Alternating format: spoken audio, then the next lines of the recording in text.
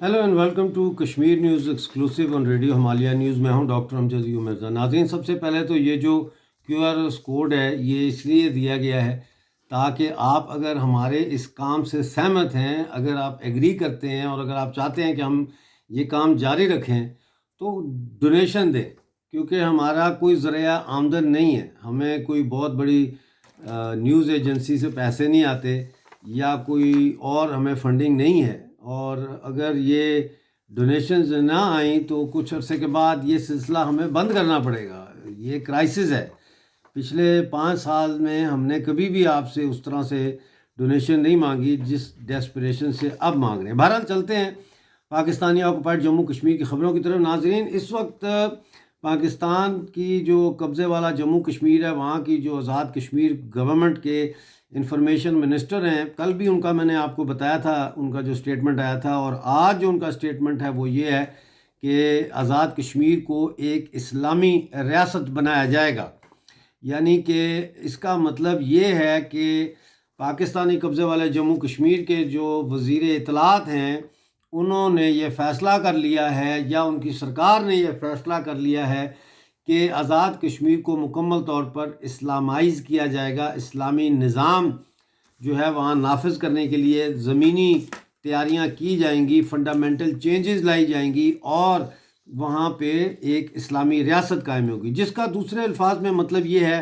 कि जम्मू के जो लोग हैं वो ये भूल जाएं, जम्मू के हिंदू या लद्दाख के बुद्ध मत ये भूल जाएं कि आज़ाद कश्मीर सो कॉल्ड जो है वो अगर पूरी रियासत इकट्ठी हो जाती है और उसमें POJK वाले ये लोग शामिल हो जाते हैं तो ये उनको किसी भी तरह एक गैर इस्लामी रियासत में रहने की इजाज़त देंगे या फिर वो दूसरे दर्जे के शहरी होंगे। बहरहाल ये तो कभी होगा नहीं, क्योंकि जो मर्ज़ी पाकिस्तानी ऑक्युपाइड जम्मू कश्मीर की गवर्नमेंट कर ले, पाकिस्तान की सहूलतकारी के चक्कर में, लेकिन ये एक अटल हकीकत है कि POJK के अवाम जो है वो सेकुलर हैं। मैं बार बार कह रहा हूँ कि अक्सरियत जो है हमारे अवाम की वो सेकुलर है और वो कौम परस्त हैं, वो पाकिस्तान से सख्त नफ़रत करते हैं और इस्लाम और कलमे के रिश्ते को वो एक ब्लैकमेल समझते हैं। बहरहाल सरकारी सतह पर ये तैयारियां की जा रही हैं। वज़ीर इत्तलात जो है मौलाना पीर मोहम्मद मज़हर सईद शाह ने ये ऐलान किया है। सवाल ये है कि POJK में हम नहीं चाहते कि इस्लामी रियासत कायम हो, हम चाहते हैं वहाँ पे एक अवामी रियासत कायम हो। जैसे एक इस्लामिक रिपब्लिक होती है ना, ऐसे एक पीपल्स डेमोक्रेटिक रिपब्लिक होती है। इस्लामिक रिपब्लिक का मतलब ये है कि फिर वहाँ पे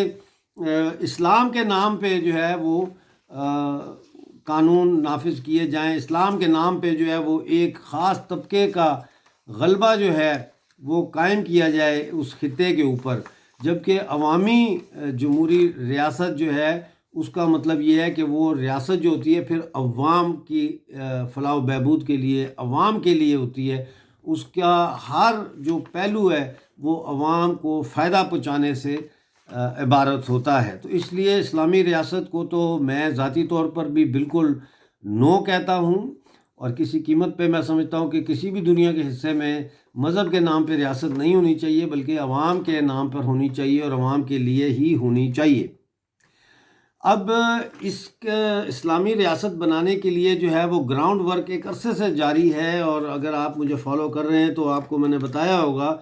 कि एक लंबे अरसे से पाकिस्तानी ऑक्युपाइड जम्मू कश्मीर में तहरीक तहफ़्फ़ुज़ ख़त्म नबूवत के नाम पर जो है वो कॉन्फ्रेंसें मुनक़्क़िद हुई हैं और होती जा रही हैं और लोगों को मोबिलाइज़ किया जाता है। फिर इस्तेहकाम पाकिस्तान रैलियाँ POJK में जो है वो सहूलतकारों के ज़रिए निकलवाने की कोशिश की जाती रही है। और अब फिर जो है वो 26 अगस्त को मुज़फ़्फ़राबाद में तहफ़्फ़ुज़ तहरीक ख़त्म नबूवत जो है या तहरीक तहफ़्फ़ुज़ ख़त्म नबूवत कॉन्फ्रेंस की पूरी तैयारियां हो रही हैं। अब यहाँ पे जो अहम बात नोट करने वाली है वो ये है कि अब अंजुमन ताजरान जो है उसने भी इसका इनके साथ जुड़ना शुरू हो गई है, या यूँ समझें कि इस्लामिक फोर्सेस जो है वो अब उन फोर्सेस को अपने परों के नीचे लेने की कोशिश कर रही हैं जिन्होंने जॉइंट अवामी एक्शन कमेटी की तहरीक में एक फंडामेंटल रोल प्ले किया था।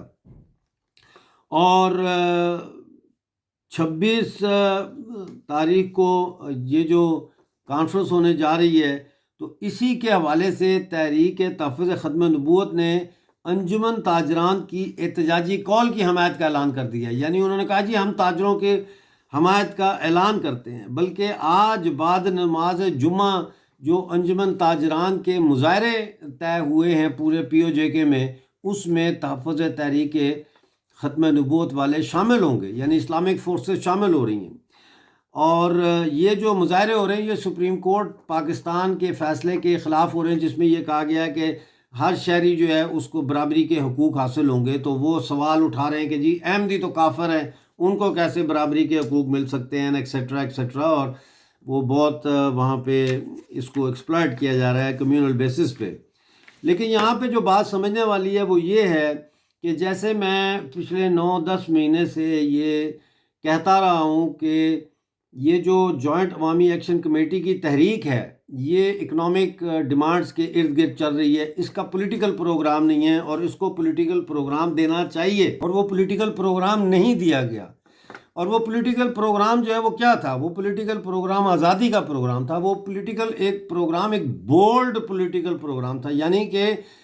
جموں کشمیر کی ریاست کی وحدت کی بحالی کے لیے بھارت کی یونین میں شامل ہونے کا بولڈ پروگرام تھا۔ وہ یہ بولڈ پروگرام تھا، اور پھر اس پروگرام کو آگے لے کر چلنے کا جو ہے وہ سلسلہ تھا۔ چونکہ ایسا نہیں ہوا تو یاد رکھیں کہ خلا میں نہیں رہتی سیاست، سیاست ڈھونڈتی ہے پناہ۔ تو جب آپ نے اس کو سیاست کو پناہ نہیں دی اس بولڈ جیسچر میں، اس بولڈ پولیٹیکل پروگرام میں کہ ریاست کی وحدت کی بحالی کے لیے بھارت کی یونین ٹیریٹری میں شامل ہونا ضروری ہے، تو پھر وہ جہادی تنظیمیں اور مذہبی تنظیمیں جو ہے اس خلا کو اب پر کر رہی ہیں۔ ٹھیک ہو گیا جی، یہ اس پہ کسی وقت پھر بحث کریں گے کہ انقلابی تحریکیں جب پسپائی اختیار کرتی ہیں تو وہ کیوں فاشزم کی طرف اور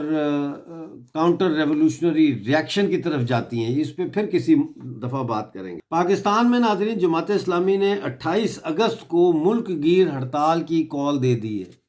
اور یہ کاپی کرنا چاہ رہے ہیں بنگلہ دیش کو، اور یہ ملک گیر ہڑتال جو ہے لوڈ شیڈنگ، مہنگائی اور جو الیکشن میں بدعنوانیاں ہوئی ہیں ان کے خلاف ملک گیر احتجاج اور ہڑتال کی کال دی ہے۔ ادھر پی ٹی آئی نے جو ہے عمران خان کی پارٹی نے بھی 30 اگست کو ملک گیر مظاہروں کا اعلان کر دیا ہے، جبکہ دوسری طرف جو آرمی کے چیف ہیں وہ دھڑا دھڑ فوجیوں کو جو ہے وہ ریٹائر بھی کر رہے ہیں، ڈسمس کر رہے ہیں، اور فیض حمید جو ہے جنرل